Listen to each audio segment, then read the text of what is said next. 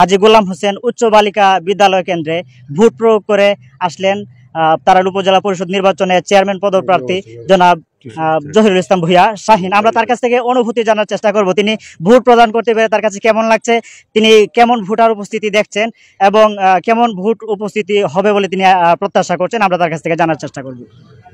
আসলে নির্বাচন তো মাত্র শুরু হয়েছে, ভোটাররা আসতেছে, সবেমাত্র আসতেছে, তো হয়তো ঘন্টাখানেক পরে বোঝা যাবে ভোট কেন্দ্রে কেমন আসে ভোটার।